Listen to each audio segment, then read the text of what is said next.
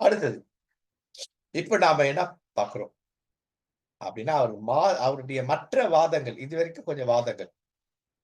கிறிஸ்து பிறப்பின் கொண்டாட்டம் ரோம மத பண்டிகையிலிருந்து எடுத்த ஒண்ணு அப்படின்னு நம்ம ஏற்கனவே சொன்னோம். அதுக்கு அவங்க இந்த டிசம்பர் மாசத்த அதிகமா தெரிந்து கொண்டார்கள். டிசம்பர் மாதத்துல ரொம்ப அந்த பகுதியில குளிர் அதிகமா இருக்கும். ஜனவரியில இன்னும் அதிகமான, டிசம்பர்ல ஓரளவுக்கு அவங்க அக்டோபர், நவம்பர், டிசம்பர். டிசம்பர்ல ரொம்ப இருக்கும். அதனால அவர் கொண்டாடணும்னாக்கா இந்த மாதிரி நிறைய வேணும். அதனால அந்த நாட்கள் கொஞ்சம் அதிகமான கொண்டாட்டங்கள் இருக்கும், பண்டிகைகள் இருக்கும், வழிபாடுகள் நிறைய இருக்கும். ஏன்னா வழிபாடுனா விளக்கு இருக்கும், சரிங்களா? அந்த விளக்குடைய வெளிச்சம் இவர்களுடைய அடலை கொடுக்கும். ஏற்கனவே இவங்க நல்ல உடைய உடுத்திருப்பாங்க, அதனால அவர்கள் ஏற்பாடு செய்தது. அடுத்தது என்ன சொல்றாங்க, 4ஆம் நூற்றாண்டுல ரோமன் இருக்கு, கிறிஸ்தவ மதத்துக்கு மாறிய பொழுது ரோம கிறிஸ்தவர்கள் என்ன பண்றாங்கன்னாக்கா, ரோமாபுரியில இருக்க கிறிஸ்தவங்க எல்லாரும் என்ன பண்றாங்க அப்படின்னு சொல்லி பார்த்தாக்கா, அவங்களுக்கு நிறைய படத்தை கொடுத்தாங்க. நீ கிறிஸ்துவ ஏத்துக்கொண்டா உனக்கு நான் இதெல்லாம் கொடுப்பேன், கிறிஸ்துவ மேல கை வச்சா உன்னை வெட்டிடுவேன் அப்படின்னு. இந்த 4ஆம் நூற்றாண்டு தான் இந்த ரத்த சாட்சிகள்லாம் இல்லாம காலம் எதுனா இந்த காலம் தான். இந்த காலத்துலதான் முற்றும் இல்லாம போச்சு. அப்ப என்ன பண்ணா, உனக்கு 1 ஏக்கர் நிலம் கொடுப்பேன் நீ கிறிஸ்துவனா மாறினா. அப்படி நிறைய கிறிஸ்தவர்கள் அப்படியே மாறினார். ஒன்று அனுபவம், கிறிஸ்துவின் அனுபவத்தோடு மாறினவர்கள். இப்படி பணத்துக்காக, பொருளுக்காக மாறினவங்க. இவங்க அனுபவம் இல்லாதவர்கள். அதனால அனுபவமற்ற ஒரு கிறிஸ்து பிறப்பு இது கிடையாது. அடுத்தது என்ன அவங்க அரசியல்வாதிகள் என்ன சொன்னாங்கன்னா, கிறிஸ்தவ தலைவத்துல நிறைய கிறிஸ்தவ எப்படியாவது உள்ள வந்தா நீ சர்ச்சில் வச்சு அவங்களை என்ன பண்ணு, அவங்களுக்கு நீ சத்தியத்தை சொல்லிட்டு. இன்னைக்கு திருச்சபை அப்படிதான் இருக்குது. எதோ சொல்லி ஜனல கூட்டு உள்ள வச்சுக்கிட்டு இல்லையா, அவர் சத்தியத்தை சொல்றது. அது ஒரு காலம். இன்னைக்கு என்ன ஆகுதுனாக்கா, உள்ள கூட்டு வச்சா சரியா சத்தியத்தை சொல்லல. இப்ப அந்த நிகழ்வும் அங்க நடந்தது. சத்தியத்தை சொல்லி அவர்கள் உண்மையான திடப்படுத்தலுக்குள், கடவுளுக்குள் திடப்படுத்தப்பட்டவர்களாகவும் மாறுச்சு. இதுவும் இல்லை. ஆனா இதை எதிர்ப்பவர்கள் இதை ஏற்றுக்கொள்ளல. இல்ல அப்படி வந்தவங்க எல்லாருமே வந்து கண்டிப்பா முழு கிறிஸ்தவனா இருக்குது வாய்ப்பு இல்ல. அதனால இது வந்துட்டு இதை கொண்டாடக்கூடாது அப்படின்னு சொல்லி. அடுத்தது ரோமர்கள் மத பண்டிகையை கருவிகளா பயன்படுத்திக்கிட்டாங்க. ஏன்னா அதுல இருக்கிற, ஏன்னா அது இன்னொரு தலைப்பு ஒன்று பார்க்கணும். அந்த சப்ஜெக்ட் இருக்கு. அப்போ இந்த இந்த ரோம கோயில்கள்ல இருக்கிற பூசாரிங்க, ஆசாரியர்கள் இவனா என்ன பண்ணானாக்கா, உள்ள வந்துட்டு நிறைய பணம் சம்பாதிச்சுட்டு இல்லையா, அவர் அந்த தேவ தேவி விட்டு கொடுக்காத தேவ தேவிகளை இந்த கிறிஸ்தவ கிட்ட இப்படி எப்படி இவங்க வந்துட்டு நம்ம இதுல வந்து பிஜேபி வந்துட்டு ஆஹ், எல்லாரையும் தங்கள் இதுவா மாத்திக்கிறாங்க பாத்தீங்களா? கபலீகரம் பண்றாங்க பாத்தீங்களா? அம்பேத்கர் அவர் அவர் நாங்க இது பண்றோம், அவர் வந்து கடவுள் இல்லையா, இந்த மாதிரி வந்து கபலீகரம் பண்ணிட்டு இருந்தோம். அவரை எதிர்த்து நிற்பவர்களை. இப்ப கிறிஸ்தவம் அவருக்கு எதிரானது, அந்த அவர்களை கபலீகரம் பண்றதுக்கு இது பயன்படுத்தப்பட்டது. அதனால அதை கொண்டாடக்கூடாது இல்லையா? அப்ப பணம், பொருள் இவையெல்லாம் கவர்ந்து இருக்குது. இன்னைக்கு அப்படிதான் பண்றாங்க. இளைஞர்களை டீனேஜர்ஸும் கவர்ந்து இருக்கிறதுக்கு இப்ப பண்ற விஷயம் என்ன பாருங்க, எல்லா பெரிய பெரிய இண்டிபெண்டன்ட் தலைமையில பிளாக் கலர் பெயிண்ட் அடிச்சிருக்காங்க. ஏன்னா டார்க் லைட்டை தான் அவங்க ஆராதனைன்றது தப்பு. அது ஆராதனை கிடையாது, பாடல் ஆராதனை. அது ஆராதனை பாடம் உங்களுக்கு தெரியும், அந்த பாடம் தெரியும். பாடல் ஆராதனை அது. அந்த பாடல் ஆராதனைக்கு என்ன பண்ணிடலாம்னா, டார்க் லைட், டார்க் பிளேஸ், கருப்பா இருக்கும். இந்த பப்ஸ் இங்கெல்லாம் அப்படிதான் இருக்கும், டிஸ்கோதே இதுலெல்லாம் அப்படிதான் இருக்கும். கலர்கள் லைட் மட்டும் அவங்க மேல அடிக்கும், பிரைட் லைட். அப்போ என்னன்னாக்கா, உணர்ச்சி வசப்பட வைக்கிறது. உணர்ச்சி வசப்பட, உணர்வு வசப்பட வைக்காம அவர் உள்ள கவர்ந்து இழுத்து இதுலயே இல்லையா, இதுலயே லயிக்க வைக்கிறது. அப்படின்னா என்ன? இவங்க அந்த போதையிலேயே இருக்குது. பாருங்க, அந்த அந்த அந்த மாதிரி பாடல் ஆரம்பத்துல ஃபுல்லா வாலிபர்கள் தான் இருப்பாங்க. அந்த போதைக்குள்ளேயே இருப்பாங்க. வெளியில வந்து எந்த மாற்றமும் இருக்காது. இது அங்க நடந்தது. அதற்காக இந்த கிறிஸ்துமஸு. இன்னைக்கு அந்த கிறிஸ்துமஸ் இப்படிதான் பண்ணுது. அதனால இத கொண்டாடக்கூடாது. அப்படின்னு அவங்க சொல்றாங்க. ஆனா அதுக்கு நம்ம என்ன சொல்றோம் அப்படின்னு பிறகு இன்னும் கொஞ்சம் அடுத்தடுத்ததுல பார்க்க போறோம். இல்லையா? இப்போ இதெல்லாம் அவங்க சொல்றதுனால இதெல்லாம் நம்ம ஏற்றுக்கொள்ளவே முடியாது. கவன ஈர்ப்புகள்லாம் உண்டுதான். வித்தியாசமான கோணங்கள்ல கவன ஈர்ப்பு உண்டு. உதாரணத்துக்கு நான் கிராமத்துக்கெல்லாம் அப்பல்லாம் சில்ட்ரன் மினிஸ்ட்ரி போனோம்னா எல்லாம் கிட்டார் வச்சுக்குவோம். என் கையில பப்பட் இருக்கும். அந்த கிராமத்துல கிட்டார் வச்சு பாட்டு பாடுனா எப்படின்னா குட்டி பசங்கலாம் ஓடி வந்துருவாங்க. அது அவங்க கவனத்தை ஈர்த்து அவனுக்கு சொல்லிக் கொடுக்கிறது. ஆனா அந்த காலத்துல அது நடந்தது. அதற்கு நெறைய ஆதாரங்கள் உண்டு. ஏன் என்று சொன்னால், ரத்த சாட்சியா செத்தவங்களோட வழி வந்தவங்க எப்படி அவ்வளோ சீக்கிரம் வழி விலகிடுவாங்க? வழி விலக வாய்ப்பே கிடையாது. அது கொஞ்சம் கொஞ்சமா தான் வழி விலகும். ஒரு 40 வருஷத்துக்கு முன்னாடி வரைக்கும் கிறிஸ்தவம் சரியா தான் இருந்தது. 50 வருஷத்துக்கு முன்னாடி வரைக்கும் அதிகபட்சம். ஏன்னா சீடத்துவம் இருந்தது. அப்புறம் எல்லாமே மாறிடுச்சு. அப்புறம் ஒரு எழுச்சி பெந்தேகோஸ்துன்னு ஒரு எழுச்சி வந்தது. திரும்பி அதுவும் மாறி போச்சு. எல்லாமே அதே கடல்ல கலந்துருச்சு. அப்ப நம்ம இதை முழுவதுமாக ஏற்றுக்கொள்ளவும் முடியாது. ஏன்னா, அது ஆரம்ப காலத்துல அவர்கள் அதை விட்டு விடாதபடிக்கு கவனமா இருந்திருப்பாங்க. ஆவியார் தப்புன்னு சொல்லியிருப்பாரு. இவங்க போய் சொல்லிக் குடுத்திருப்பாங்க. செய்யாத, செய்யக்கூடாது, செய்யக்கூடாது. கண்டிப்பா அது நடந்திருக்கும். ஆனா நம்ம தவறாக கணித்து விடுகிறோம். இவைகளும் ஒரு பக்கம் நடக்கும். இல்லையா? இயேசு இருந்த காலத்துல, அப்போஸ்தலர் இருந்த காலத்துல எதிர் கிறிஸ்துக்கள் இருந்தாங்கல்ல. அது ஒரு பகுதி இருக்கும். ஆனா எதிர் கிறிஸ்துவ மெஜாரிட்டியா போட்டு காண்பிச்சுடுறாங்க. மைனாரிட்டி இருந்திருக்கிறார். அப்ப மெஜாரிட்டியா பெருசுபடுத்தி காண்பிக்கிறது. இந்த 25 டிசம்பர் அத கொண்டாடக்கூடாது. மிகைப்படுத்தப்பட்ட ஒன்று.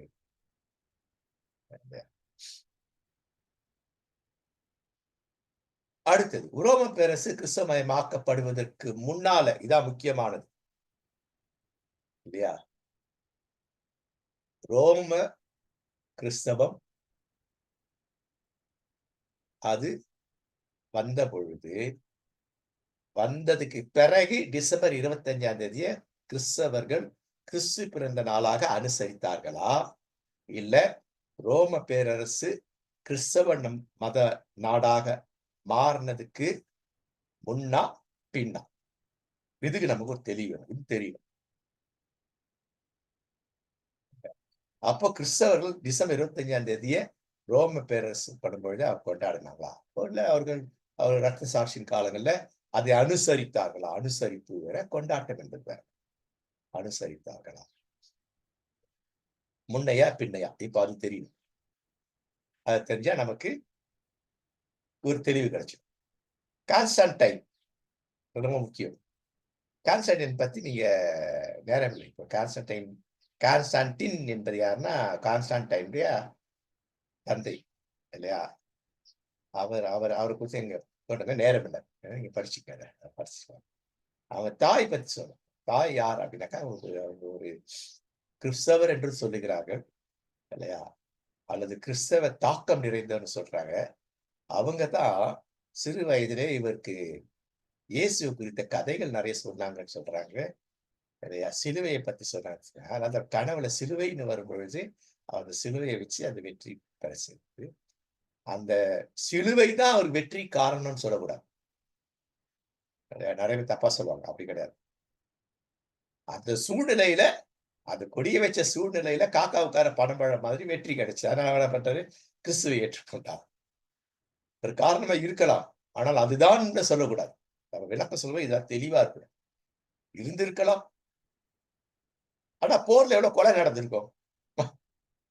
அப்ப சிலுவை வந்து அந்த கொலைய அங்கீகரிக்கிறதா? அப்படி ஆயிடும்ல. பழைய ஏற்பாட்டுல எவ்வளவு கொலைகள் நடக்குது. அப்போ வந்து நம்ம வந்து அவருக்கு விளக்கம் கொடுக்கும்போது ஜாக்கிரதையா விளக்கம். ஆனால் அவர், அவருடைய தாயார், அவர் கிறிஸ்துவை குறித்து சொன்னாங்க. வெற்றிக்கு பிறகு அவர் கிறிஸ்துவை குறித்து உணர்வு இருந்தது, தெளிவு இருந்தது. நெறைய பேர்கிட்ட வந்து அவங்க நெறைய பேர் அவருக்கு அத அட்வைஸ் பண்ணியிருப்பாங்க கிறிஸ்தவர்கள்லாம். கிறிஸ்தவங்களுக்கு எந்த கேடும் இருக்கக்கூடாதுன்னு. அப்ப அவருக்கு அந்த அனுபவம் வந்து, அதுல அவர் செய்தது என்ன பாசிட்டிவ், நெகட்டிவா நடந்தது அந்த அவர் காலத்துல நெறைய. அதெல்லாம் நம்ம வரலாறு. திருமறை வரலாறு நம்ம படிச்சுக்கோம் இல்லையா? கிறிஸ்தவ வரலாறு நம்ம ஜிபிஎஸ் படிச்சுக்கோம். அதுல தெரியும். இதுதான் முக்கியம் இதுல பார்க்கும்போது இல்லையா? அப்போ இதெல்லாம் நீங்க படிச்சுக்கங்க. வேற இப்ப நாம் பார்க்க வேண்டியது என்ன? ரோமர்கள் மத மாற்றம், கிறிஸ்தவெல்லாம் மத மாற்றம் எப்போ? கிபி 324. அப்போ கிறிஸ்தவத்துல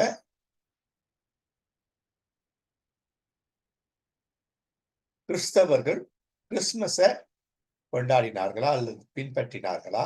அல்லது கிறிஸ்தவர்கள் ரோம கிறிஸ்தவர்கள் அதையும் உள்வாங்கிக் கொண்டார்களா? அல்லது அந்த 25ஆம் தேதி நடக்கிற மற்ற தேவ தேவிகளுடன் இது கலந்துச்சா? இதுக்கு நம்ம கேள்வி. முதல் கேள்விய பார்த்தேன். கிறிஸ்துமஸ் டிசம்பர்ல தான் நடந்து வந்துதா? டிசம்பர் மாசம் கிறிஸ்துமஸ் பின்பற்றப்பட்டதா? அல்லது உள்வாங்கப்பட்டதா? இல்லையா?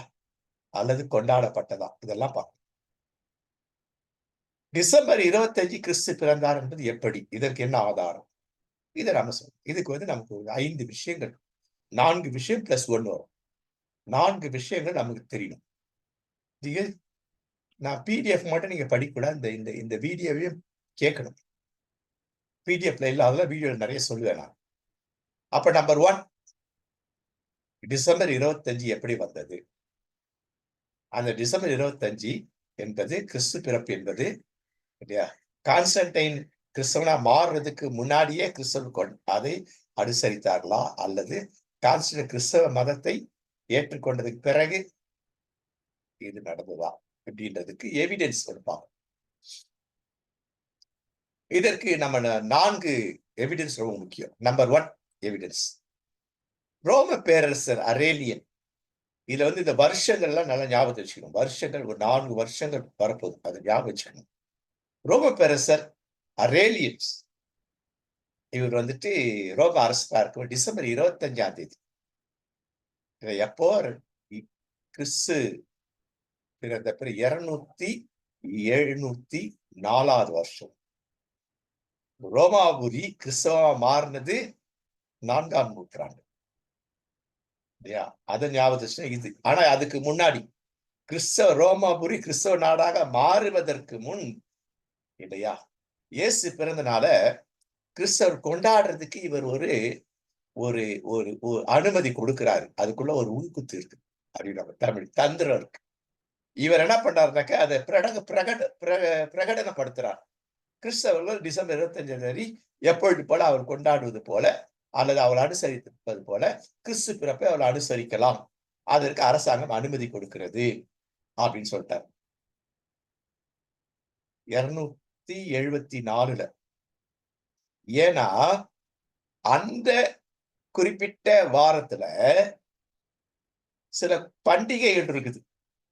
நம்ம இருக்கிற சாட்டர்னேலியா அண்ட் டைஸ் நட்டாலியஸ் சோலிஸ் இன்விக்டஸ் இந்த பண்டிகைகள் இருக்கு. ரோம பண்டிகைகள், ரோம தேவி பண்டிகை இருக்கு. அந்த பண்டிகைக்கு இடையூறா நீ இருக்கக்கூடாது. கண்டிப்பா இடையூறா இல்ல. என்ன பண்ணி இருக்கலாம்னாக்கா அந்த பண்டிகைனால இப்ப நற்செய்தி அறிவித்திருக்கலாம். நிறைய பேரை கிறிஸ்தவ மாத்திருக்கலாம். அதனால நீங்க அந்த டிஸ்டர்ப் பண்ணாத. அங்க போய் 10 நம்ம பண்ணுவோம் பார்த்தீங்களா? அந்த காலத்து ஆவியோட ஆற்றல் இருந்தாங்க போய் நிறைய போய் சொன்னாங்க. இன்னைக்கு அதெல்லாம் ஒண்ணுமே இல்லாதனால வேண்டி என்ன பண்ணுவது? ஐயப்பா பூஜை நம்ம போய் நோட்டீஸ் இது குடுக்குறது. சரியா? ஆரம்ப காலத்துல எல்லாம் குடுத்தாங்க. அப்ப இருந்த கிறிஸ்தவம் வேற. தூய ஆவியின் ஆற்றல்ல அதுக்குள்ள அடங்கி இதெல்லாம் நடந்தது.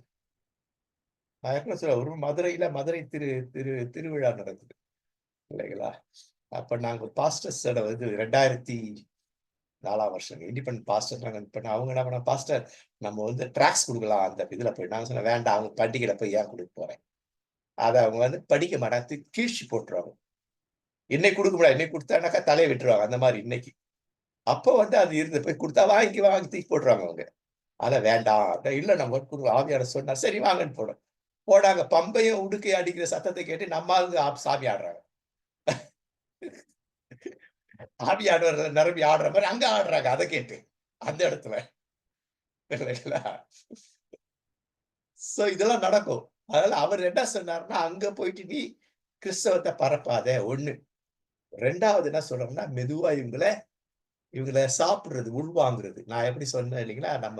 நம்முடைய பிஜேபி எப்படி இல்லையா? மற்ற மதங்கள உள்வாங்கிக்குதோ இல்லைங்களா? புத்தர் வந்துட்டு இந்து தான் இல்லையா? அம்பேத்கர் வந்துட்டு அவர் இதுல இருந்தாலும் அவர் இந்து தான். அவர் கடவுள்.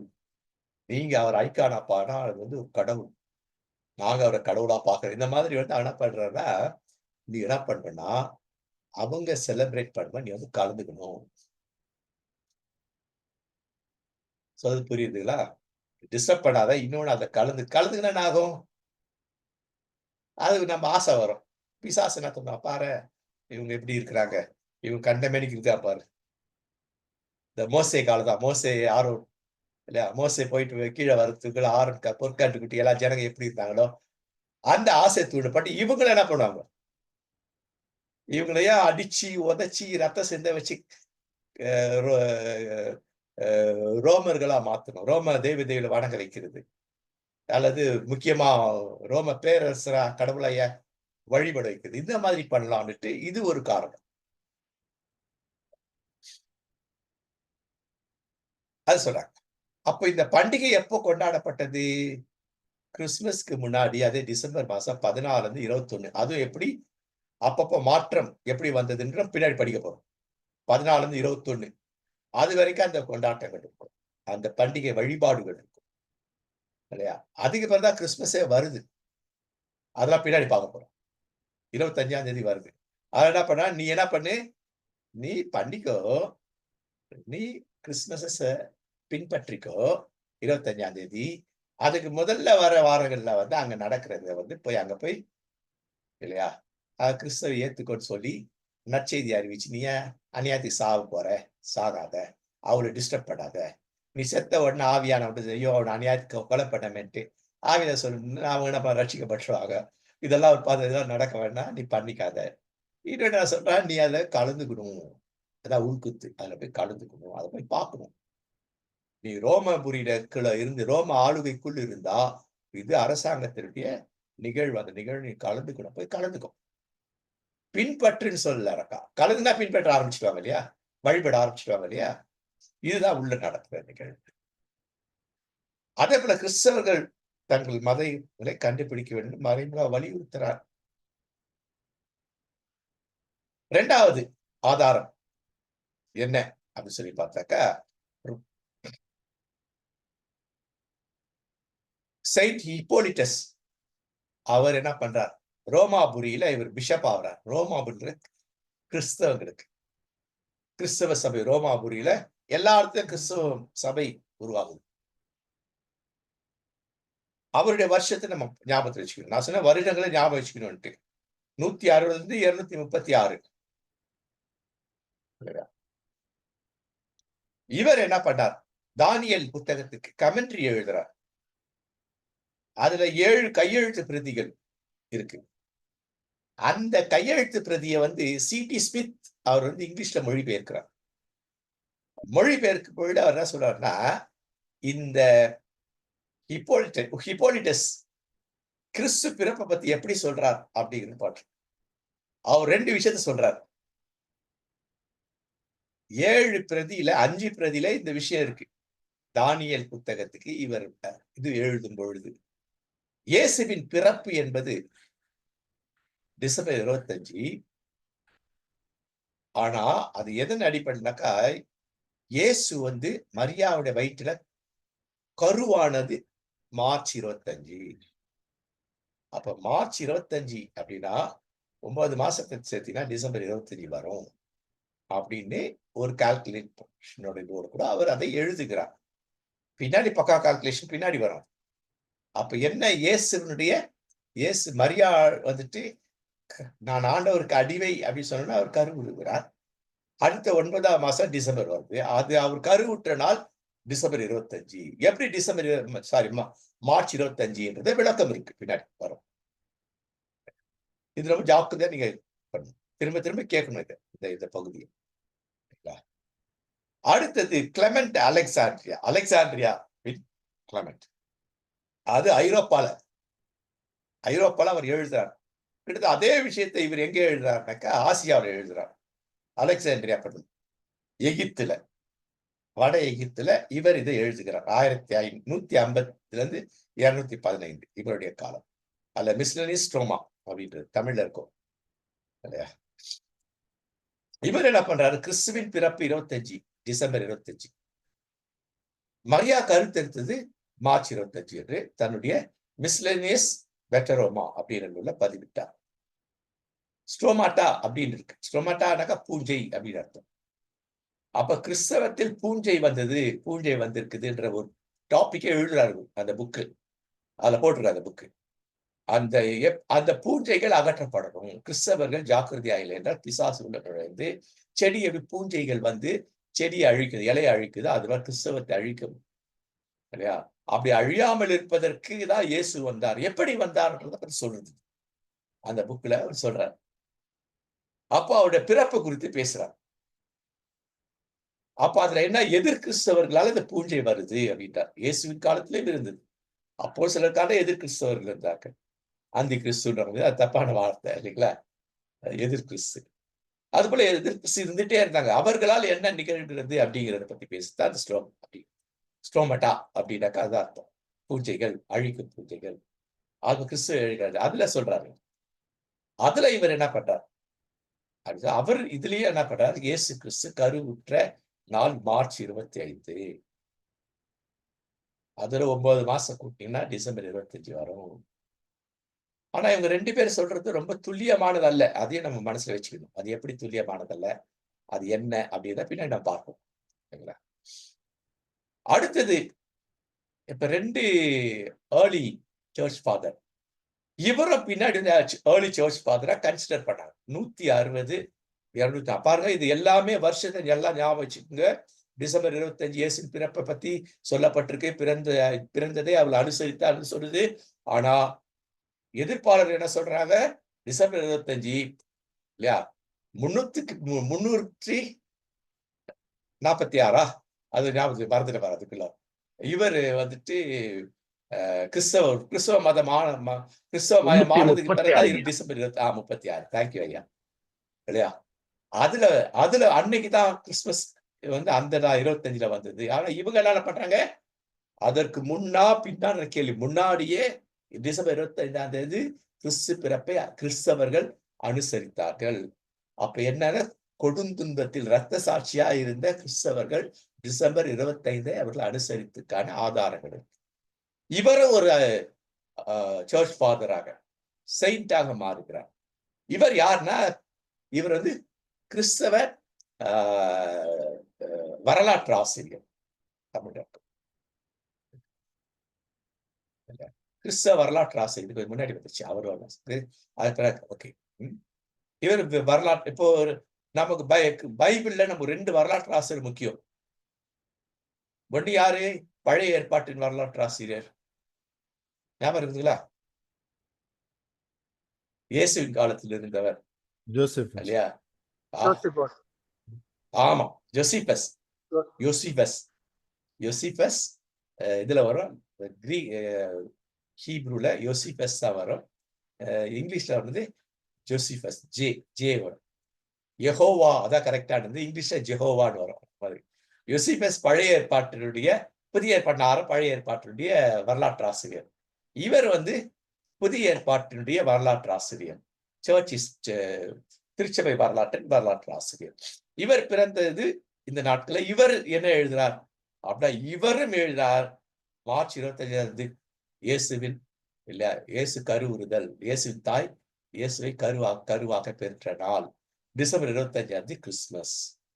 இப்ப நமக்கு இதெல்லாம் என்ன பண்ணுது? ரோமாபுரி கிறிஸ்தவமாக மாறுவதற்கு முன்னதாகவே இரத்த சாட்சியின் காலத்துல இதை அனுசரித்தார்கள். அவளை கொண்டாடினார்களா என்பது அங்க எங்கேயுமே இல்லை. ஆனா அதை அனுசரித்தார்கள், அதற்கு முக்கியத்துவம் கொடுத்தார்கள், அதன் நோக்கத்தை சொல்லி கொடுத்தாங்க. இயேசு பிறந்தது நோக்கம் நீ சாபத்துக்கு தான் இல்லையா? அப்ப நான் பிறந்த நோக்கம் என்ன? நான் உனக்கு இயேசுவை அறிவித்து நான் சாகணும். இயேசு எப்படி அப்பாவை பத்தி அறிவித்து அப்பா வழியாக விண்ணரசுன்ற ஒண்ணு இருக்கு, அதுக்கு வரணும்னாக்கா வருதை பத்தி சொல்றதுனால இவங்க செத்தாரோ அதே போல நாங்களும் அந்த இயேசு சொன்ன அப்பா மகனா இயேசு கிறிஸ்துடைய இல்லையா? அவரை ஏற்றுக்கொள்ளும் பொழுது நமக்கு இந்த பாடுகள் இருக்கும். தைரியமா சொன்னா நீ இயேசுவை ஏற்றுக்கொண்டால் பாடு உண்டு என்பது அந்த நாட்ல இருந்தது. இல்லையா?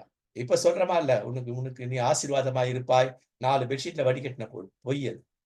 ஒருத்தர் இயேசுவை ஏற்றுக்கொண்டால் இருக்கிற கஷ்டம் 4 மடங்கு கஷ்டம் வரும். ஓப்பனா சொல்லணும் அத. நம்ம சொல்லி தான் தீரணும். ஆனா அதுக்கு மத்தியில நீ எப்படி இருப்பேன்றதையும் விளக்கி சொல்லணும். இவர்கள் 4 பேர். இப்போ ஒருத்தர் வரார். Saint John Chrysostom. இவர் தான் 347, 407 எப்போ ரோமாபுரி இல்லையா? கிறிஸ்தவத்தை ஏற்றுக்கொண்ட காலம்.